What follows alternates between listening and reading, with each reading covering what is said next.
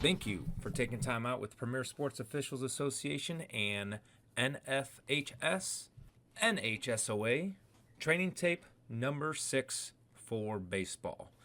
Today's topics, we're going to be talking about plate meeting. On every NSAA observation form, the first thing observers were asked to give feedback on is how was the plate meeting conducted? So we're going to go over what is expected during a plate meeting and the do not do this list at the plate meeting. Then a special thank you to Jacob Samp from South Dakota, sending in some case plays with videos. And we're going to go over 4 case play videos that I believe all of us can relate to, as they do happen quite a bit. And then the third thing is how to handle a ball strike ejection. We're going to talk about when you do experience it, how should we handle it, what can we do to even prevent the escalation of a ball strike questioning / argument, and then if the coach does decide to eject themselves or a player does decide to eject themselves, what we do as the ejecting umpire and what we do as a partner to assist the ejecting umpire during this situation. So with no further ado, plate meeting. Last week was in a room with athletic directors, and we were talking about what is it from an administrative standpoint you would like to see from all sports officials. And the answer was consistency. And to my love, the athletic director said it's not the consistency of what's a ball, what's a strike, what's interference, what's obstruction, but consistency of all umpires are confirming games. All umpires are arriving on time. Umpires are wearing matching uniforms. Umpires are conducting the plate meeting at the same time. And the umpires are having the similar conversations in this plate meeting, which that is expected. Again, it's consistency. So the slide and the next slide is to help take a huge step towards the expectation and then the acting it out so coaches get more of a consistent message over and over and over again. So number 1, be on time. I always say when it comes to high school baseball, I would rather me be waiting for the field to be ready and the players to be ready than the players waiting for us as umpires to be there. Players and coaches have a routine. We should not be the reason that routine is delayed. When the coaches come out, home plate umpire, typically when we walk on the field, it is pretty consistent. Coaches then meet us at the plate. Now, if the field umpire and plate umpire, we get to the plate and the coaches aren't coming out, that's where the plate umpire will say, "Coach, head coach." That is the consistent message, besides walking onto the field, of we need the managers for the plate meeting. When the coaches both arrive, that is when you allow the coaches to introduce themselves first. It was told that, man, Sean, sometimes coaches are waiting for us to talk first.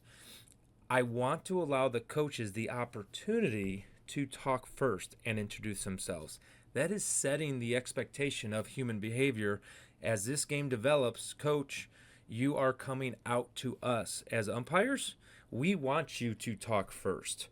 And then at the end, when we get to the end, we're going to allow them to talk last too.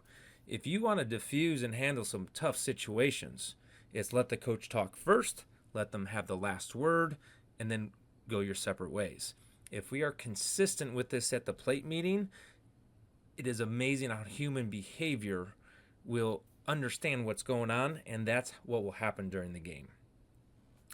Once we introduce ourselves, we take a look at the lineup card. We have 1 through 9. I'm going to ask the coach, are you using a player DH today? And I'm going to have that coach confirm they're going true straight 9 and not a player DH for Federation High School Baseball. If you're watching this for other levels, DH rules are different. Again, if there's no DH on the lineup card, just confirm they're not using a DH. Lineup cards are exchanged, substitutes are on there. Question was asked, what if a substitute comes in the fifth inning, they're not on a lineup card? Add them to the lineup card. There's no penalty. It is a recommendation, it's an expectation to have all substitutes listed, but it's not a requirement. We're not gonna have a penalty for that. Both lineup cards are good. Coaches, are your players legally equipped? They're both typically going to say yes. I, as a plate umpire, would say if we do find illegal equipment become illegal throughout the game, we're just going to stop it and correct it. Again, illegal equipment, unless they're using an illegal bat or an altered bat, there is no penalty. If it's an illegal glove, find a legal glove. If it's a cracked helmet, we're going to get a correct helmet. All right. If it's a white sleeves on the pitcher, we're going to correct that. All right. So there's no true penalty except getting rid of that illegal equipment. Home coach, take us around the yard. All right. So they'll talk about where the ball could get lodged, where the ball could go underneath the fence, where the ball becomes dead when it comes into the dugout area. Are the trees all behind the fence? Is the scoreboard, flagpoles all behind the fence? All right, just go from behind home plate, down third base line, left field, center field, right field, coming back down now first base line, literally walking around in a circle. And then the last thing, again, setting the expectations. Coaches, if you have a question, request time. They should just step out of the dugout or start walking towards the calling umpire, requesting time. When time is granted, go to the calling umpire. So Federation, the coaches could still go onto the field as a calling umpire. We're asking coaches at the college level, at the youth level, stop at the foul line, stop at the dirt circle, and allow the umpire then to meet the coach. But Federation, the coach can go to the calling umpire. Coaches, ask the umpire a question. Umpires answer the question, right? And then let the coach know. If we have to get together and we can get together, we will work together throughout this baseball game. We want to get the call right when we can. And referring back to training tape number 3, it goes over what calls can we ask for help. What calls can the non-calling umpire unsolicitedly go give the information to the calling umpire? So if you're very conscientious about this, what can I ask for help? When do I not have to wait? And when could I just go get information? Training tape number 3 has that information. And the last but not least, coaches, good luck. End the plate meeting on a positive note. So we just took about 7 minutes to go over a consistent, concise, great plate meeting. Introductions, legal equipment, ground rules, expectation on the coach having a question, good luck. That should take at most 3 to 4 minutes. Keep it simple, keep it short, and keep it to the point. Now, this next slide is actually all examples of what was turned into myself as a supervisor last week. Do not, at the plate meeting, talk about your strike zone. Do not answer questions about your strike zone. Do not. Nothing about the strike zone during the plate meeting. Nothing good can come out of this. Do not allow pitchers to warm up during the first plate meeting of a doubleheader. Yep, you guessed it. An umpire got hit by a warm-up pitch during a plate meeting off to the side. No fielder should be on the field during the plate meeting with the coaches. Don't say any opinions about any rules. All right, so if you don't like the courtesy runner rule, we appreciate that opinion. Not at the plate meeting. All right, that's when you go to umpire meetings and you could express your opinions. At the end of the season, NFHS will send out a survey. Express your opinion. Not at the plate meeting. That we are not there as an umpire to talk about our opinions about rules. We are there to enforce the rules as written. Don't answer any judgment call questions from previous games. So a lot of times umpires are like, hey, coach, do you have any questions? Yeah, last week we had no. Again, you were not there. The information the coach is going to give you at that plate meeting is only that one side. Don't go into that rabbit hole. Again, it's going to do nothing but hurt us. And then last but not least, don't babble. All right, you don't talk about, after this game, I'm going to go to this establishment. Then all of a sudden, boom, you have a bang play in the seventh inning. Oh, man, all you want to do is go to that establishment.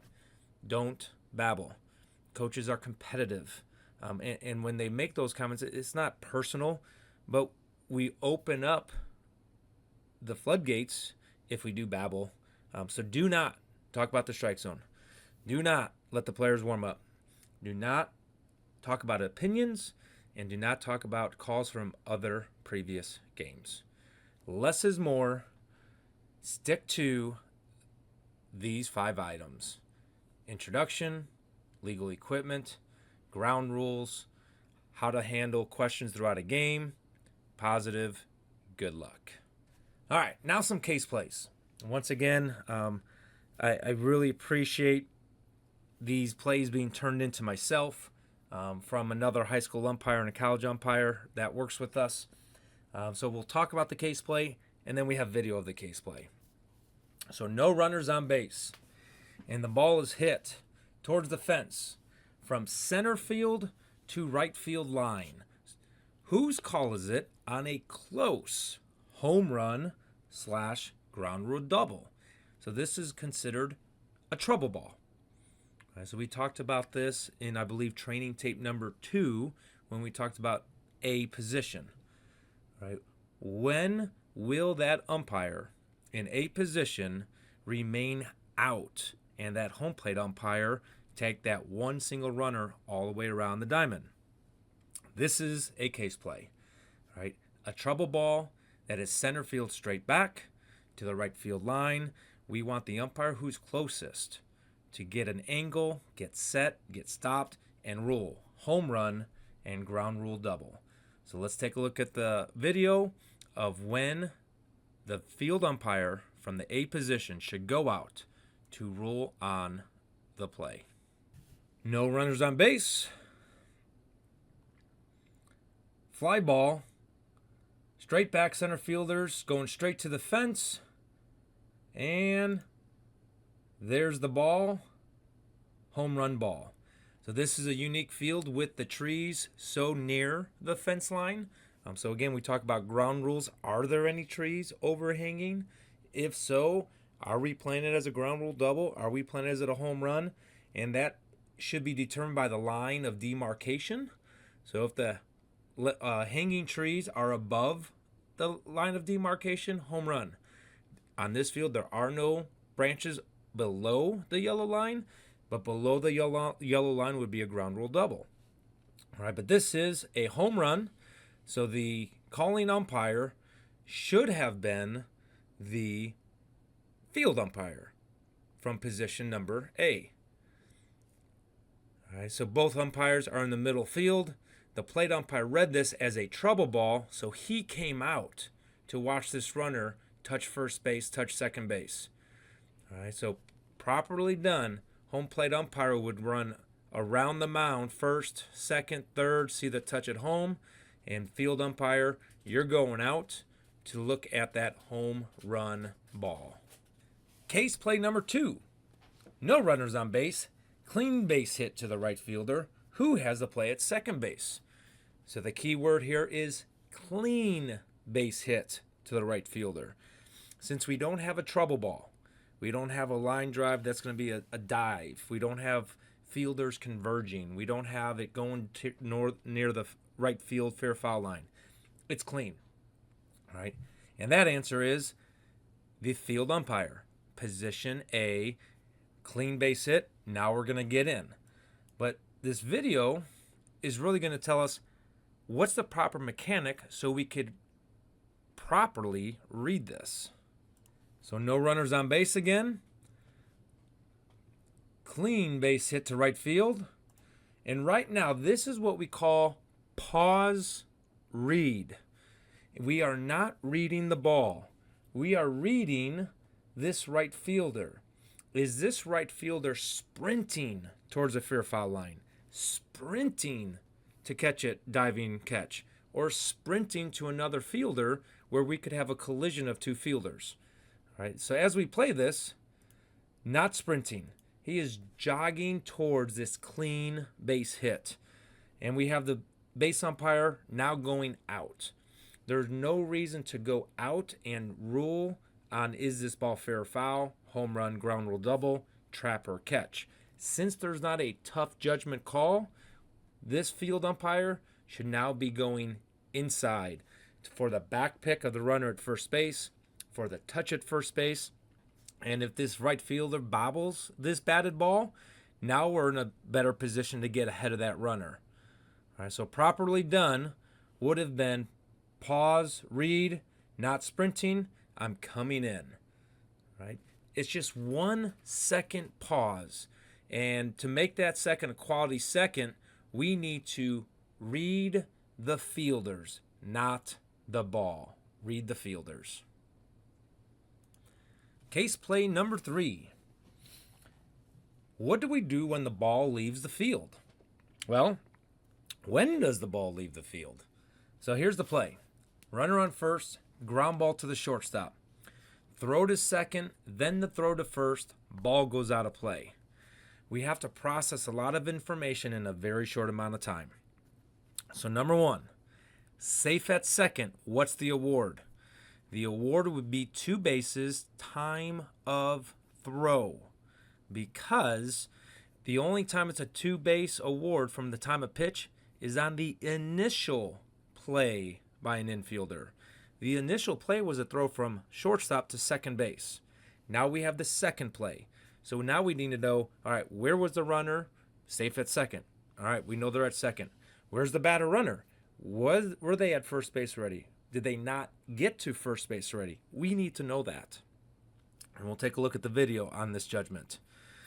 Now, if we have an out at second, still a 2-base award.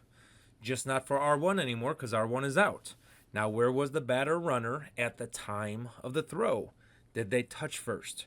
Were they short of first? We need to know that.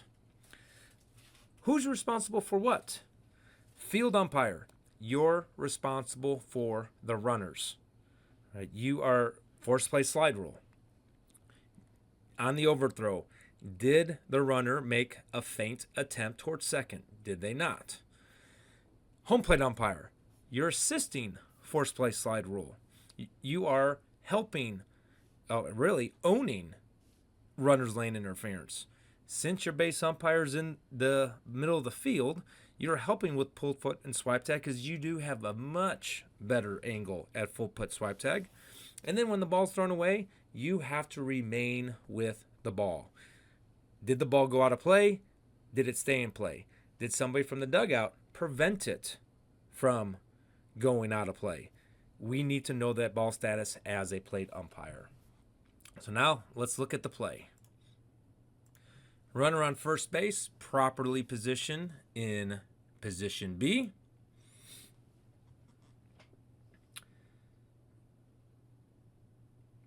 Here's the ground ball. We have out at second, overthrow, ball is going towards the dugout, time, second base. So now let's replay it. We're going to play it out and talk it out by rule as it is prescribed here on this play. So we have an out at second, so we will not have an award for this runner. We have a legal pop-up slide. He slid to the bag and remained in contact with this bag as he popped up. Ball is thrown. All right. When that ball was thrown, this runner was short of first base. So therefore, his two-base award would be first base, second base. You have the plate umpire perfect positioning, straddling the fair foul line to help with runner's lane interference, and looking straight down the line for pulled foot swipe tag. And then when that ball goes away, follows the baseball. His eyes are on the baseball the whole entire time. And once that ball goes into the dugout, time, you, second base. And he gets second base because he did not acquire first base at the time of the throw, since it was the second play. Now we're going to what ifs. What if this runner was safe at second base? All right, so now safe. All right, this home plate umpire needs to know safe. And as we played out, runner does not acquire first base prior to the throw. We know the status of the ball. Time. Always start with the lead runner. So it'll be point at the runner at second base. You score. And then point at the runner at first base. You second base. Be ready for a conversation with the coach. The coach is going to be like, why does the runner at second base who started at first get 3 bases? And the runner who was the batter runner only gets 2 bases, and he's at second base. You got to explain to the coach, Coach, the award of this thrown ball going out of play is a 2-base award from the time of throw. In my judgment, my base umpire called R1 safe at second. So that means he beat that play at second base. Then the throw happened. In my judgment, the batter runner had not touched first base. Both runners got the same 2-base award from the time of throw. All right, so if you have not been in that situation, it's really good after this training video. Practice it. Practice awarding the bases. Practice having that conversation with the coach when they ask for time. You request time. Allow the coach to ask the question first. As they're asking the question, how am I going to repeat the answer and connect it to a rule? Case play number 4, no runners on base, a very close fair foul ball down the first base line. Whose initial call is it? What should happen if the ball remains fair and goes down the line? All right, depending on your field, depending on your pregame, we could have different answers. So if you have just weird ground rules down the line, some places don't even have a fence. I worked at Wakefield previous weeks, and there is no fence down the left side of the field. So if it's a fair foul, I'm following that ball down the line because there's not a fence to stop the ball. On this case play, it's a very clean field. No holes, no nothing. I'm going to let the plate umpire take it all the way down the line.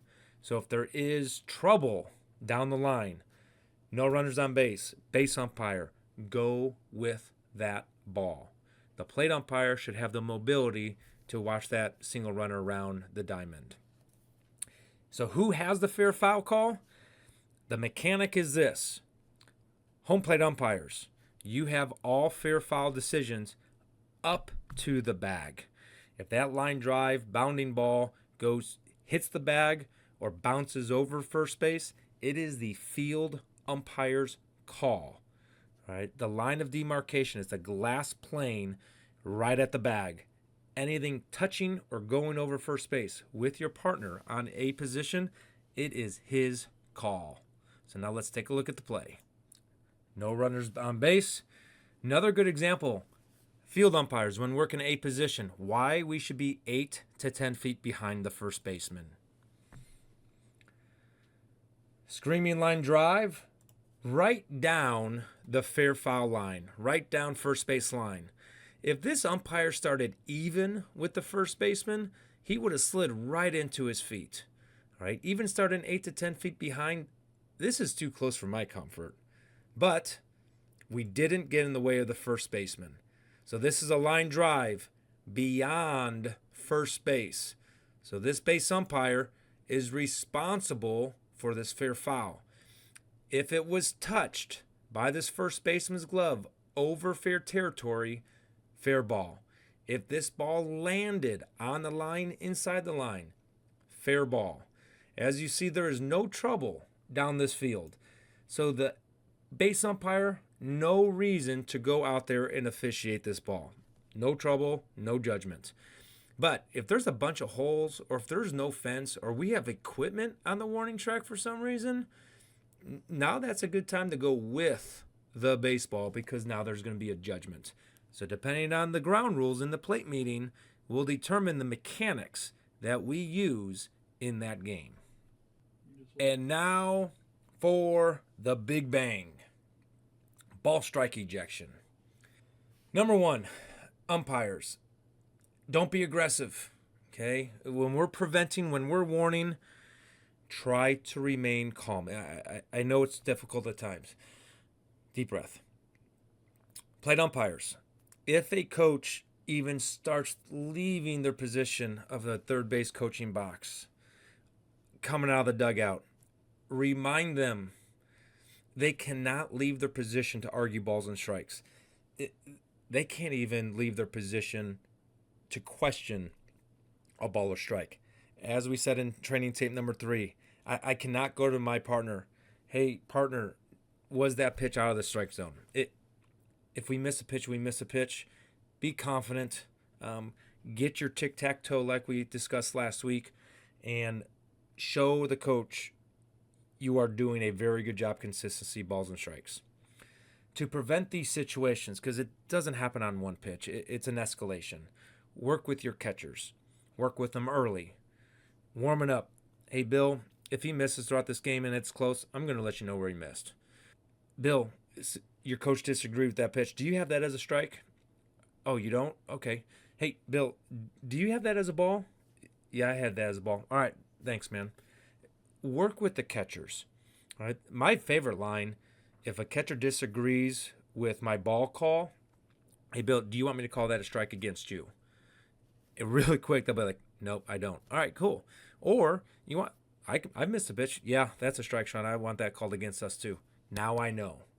Catchers will take that information in the dugout and share with their teammates and coaches. Hey, guys, this umpire's cool. He's working with me. We're going to make it through the day. If that doesn't work, stop sign. As you're giving that stop sign, walk away. You see this umpire? He's right in the middle of the field, right? He's not walking towards the dugout. He's making a presence. He's letting everybody know, stop. This is your warning, whatever you want to say.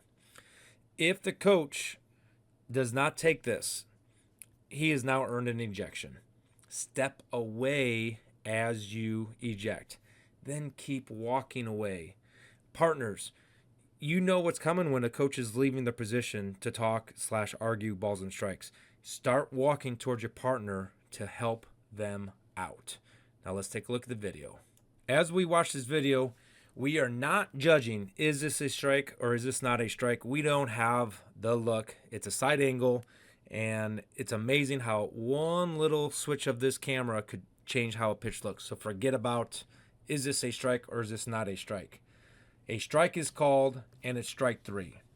Okay? Spontaneous reaction by the batter. I'm going to take that. Here comes the coach. Do not walk towards the coach. You know, as we said in the plate meeting, coach, if you have a question, ask for time, wait till time is granted. Did not see the coach ask for time, did not see the umpire request time. This is obviously balls and strikes. We need a stop sign as soon as he gets out of the dugout. Coach, you can't come out here unless it's a substitute. If you have a substitute, you can report your substitute. That's how I'm going to handle that. We let this coach stay out here too long. All right? He's talking about balls and strikes. He left his position. Restrict him to the dugout or eject him. You see the base umpire. He's coming within an air shout. Good job stepping away. Good job ejecting. Keep walking away. And in this case, I would walk straight to my partner.